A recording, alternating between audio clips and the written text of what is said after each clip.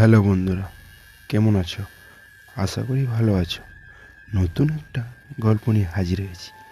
গল্পটির নাম সুন্দরবনের ভয়ঙ্কর একটি কাহিনী, যেটি শুনলে আপনার হাড়ও হিম হয়ে যেতে পারে। তো শোনার আগে হেডফোন ইউজ করুন কানে, না হলে কিছুই বুঝতে পারবেন না। তো সাথে থাকুন, গল্পটি খুবই ভালো লাগবে আশা করি। তো শুরু করা যাক গল্পটি। আষাঢ় মাসের মাঝামাঝি হতে চলল, তবু এবার খুব একটা বৃষ্টি হচ্ছে না। আমি আমাদের ছাদের ঘরে বসে বাইরে আকাশ দেখছিলাম। এমন সময় সিঁড়িতে ধূপধাপ শব্দ শুনে পিছন ফিরে তাকালাম। দেখি প্রফুল্ল ঘরে ঢুকছে। সে হাজির হয়েই বলল, ঝটপট চল, অরুণ দাদু এসেছেন, তোকে ডাকতে বলল। আমায় অরুণ দাদু আসলে পটাই এর দাদু। পেশায় ছিলেন একজন ফরেস্ট রেঞ্জার। দীর্ঘ চাকরি জীবনে ঘুরেছেন অনেক জায়গায়। মাস চারেক পর আসেন পটাইদের বাড়ি, আর তখন আমাদের দারুণ দারুণ গল্প শোনান। এবার আগে যখন এসেছিলেন তখন সমুদ্রগড়ের এক জমিদার বাড়ি দারুণ এক ভৌতিক অভিজ্ঞতা আমাদের শুনিয়েছিলেন।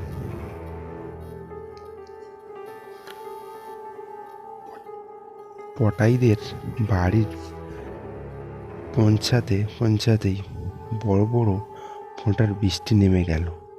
বাড়ির সামনের বারান্দায় ইতিমধ্যে বাকিরা এসে উপস্থিত হয়েছে। সেজন্য খুব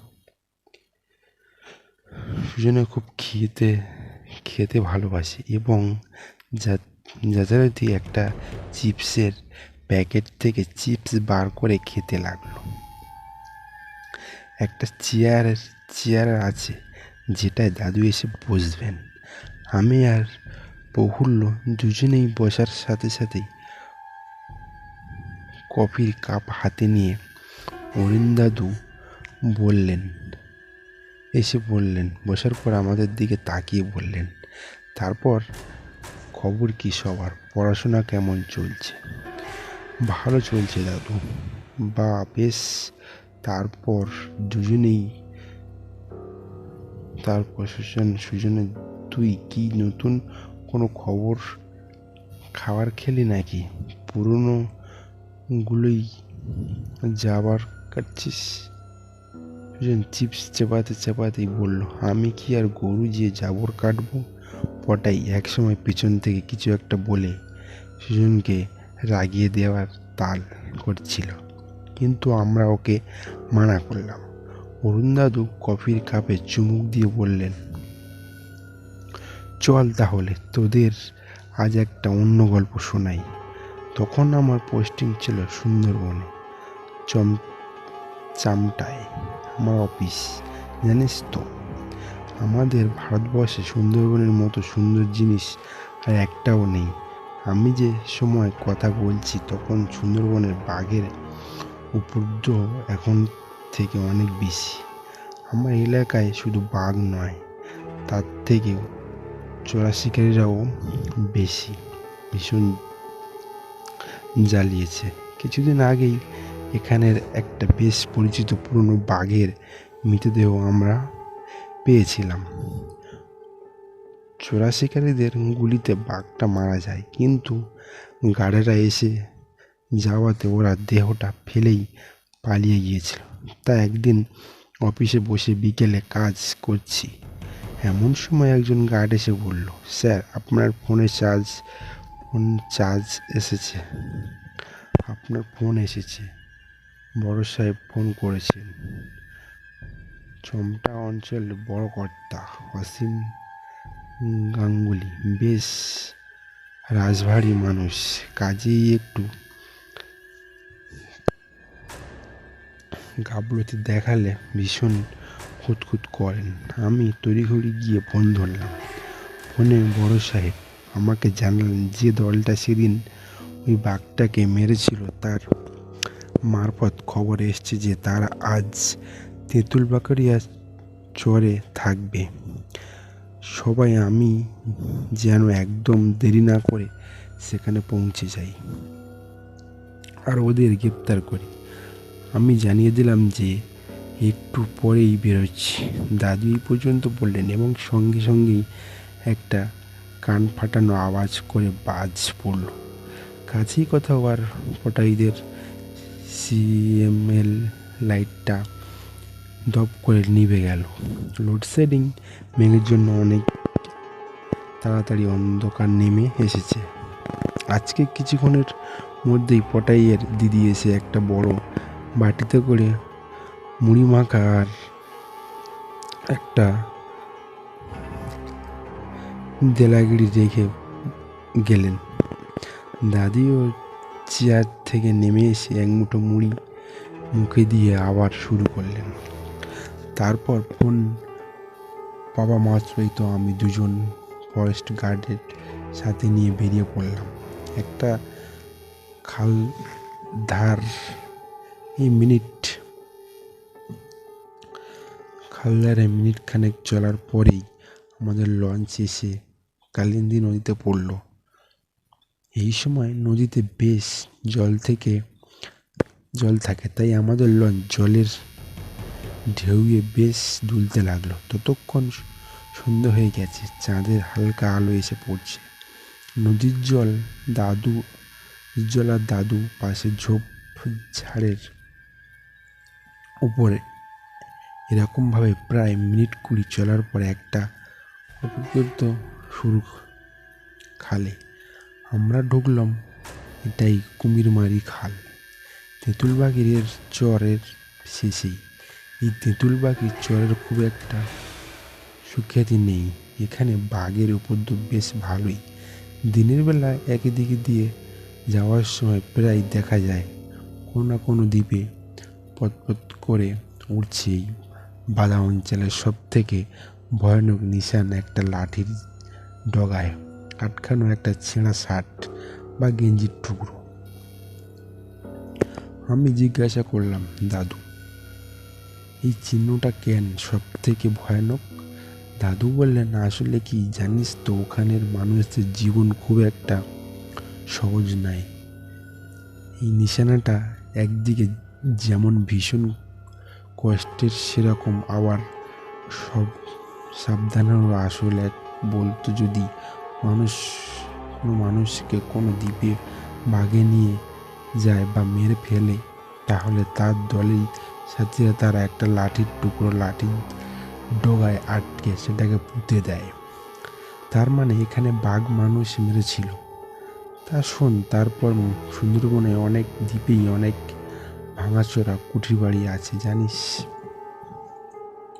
বেশিরভাগই হামিলটন সাহেবের আমলের তৈরি। এই তেঁতুলবাগি চোরাও একটা আছে, চোরাকারীদের শিকারি। সেখানেই পাওয়া যেতে পারে অনেক আশায় আমরা সেটার দিকেই এগেলাম।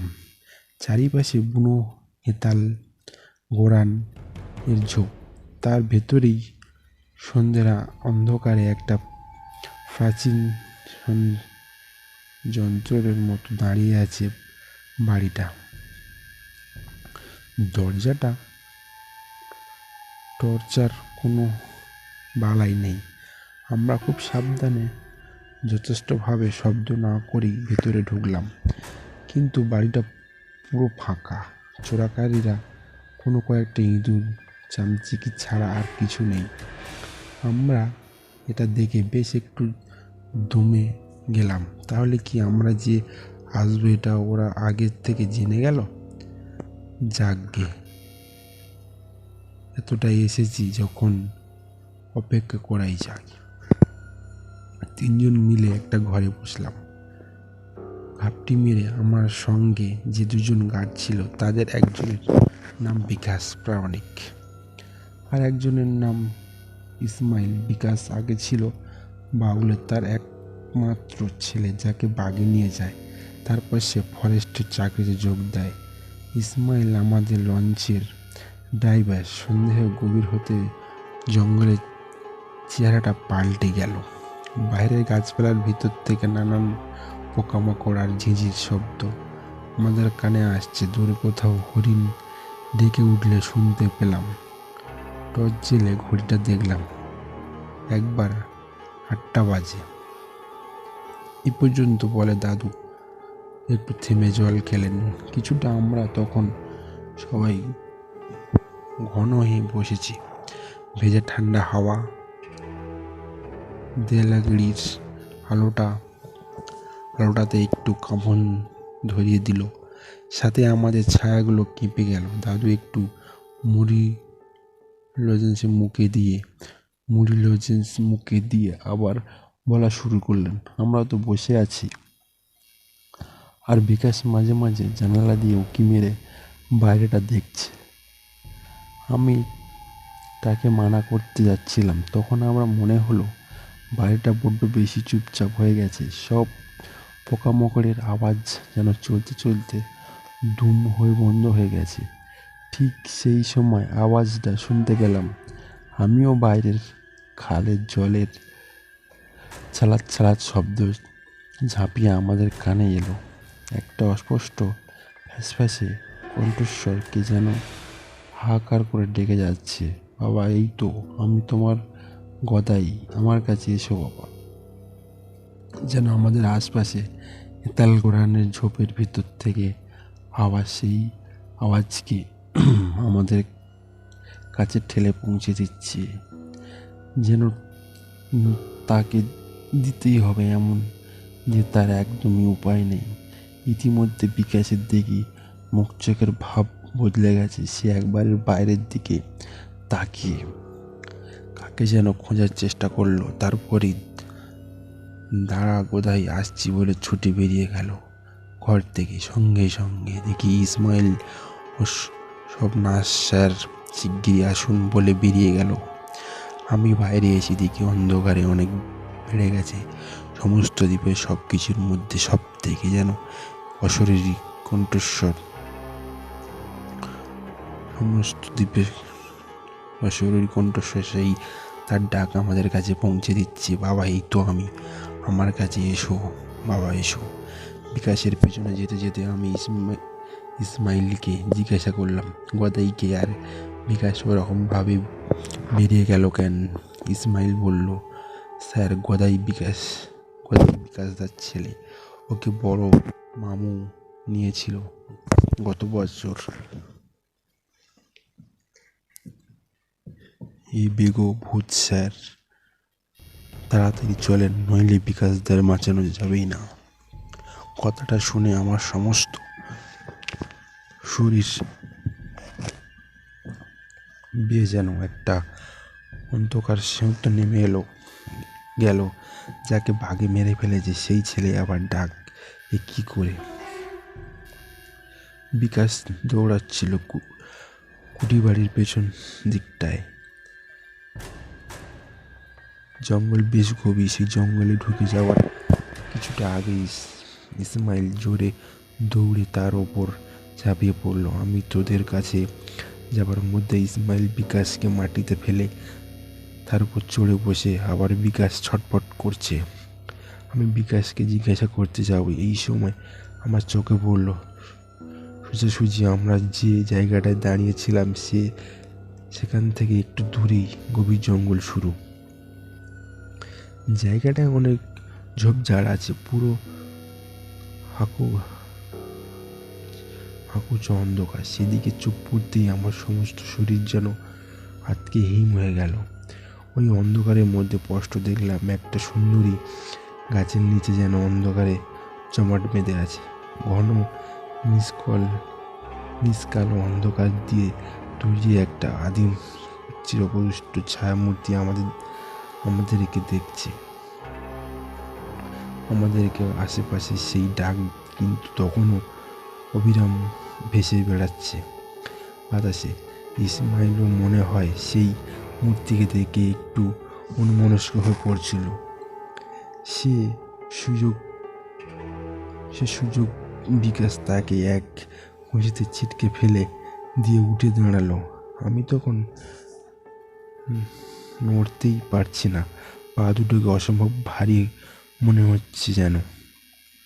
এই আমার নিজের পা নয়, আমার ইচ্ছাতেই কিছুতেই পড়বে না, নড়বে না।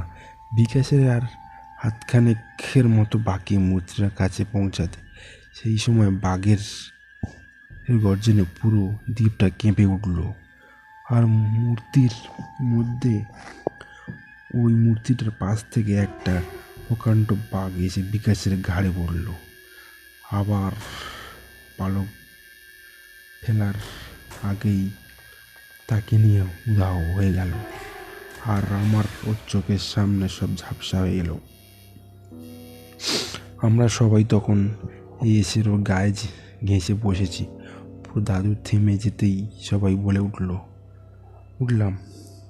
তারপর তারপর তারপর জ্ঞান ফিরলে দেখি ইসমাইল খাল থেকে জল এনে আমার চোখে জল দিচ্ছে। ওর হাত ধরে উঠতে বসলাম, মাথাটা ঝিমঝিম করছিল।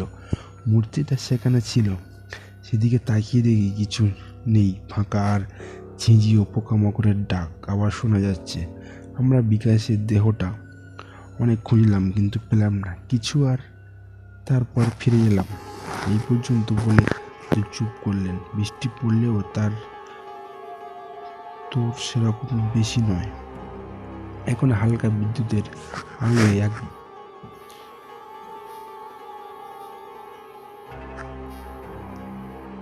বৃষ্টিতে এক পলকে পল্টই রঙন ফুলের গাছটা দেখতে পেলাম। ওটাই জিজ্ঞাসা করলো, দাদু, বাঘটা ওখানে ছিল যে তোমরা টের পাওনি? দাদু একটু হাসে বললেন, তোদের বলেছিলাম তো কিছুদিন আগে আমরা এলাকায় একটা বাঘের মৃতদেহ পাওয়া গেছিল। আমরা বললাম হ্যাঁ হ্যাঁ বললে তো।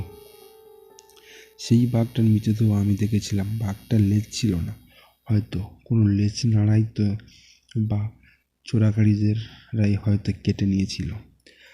তারপর একটু চুপ করে থেকে বললেন, যে বাঘটা বিকাশকে সেদিন তুলে নিয়ে গেল সে বাঘটার লেজ ছিল না।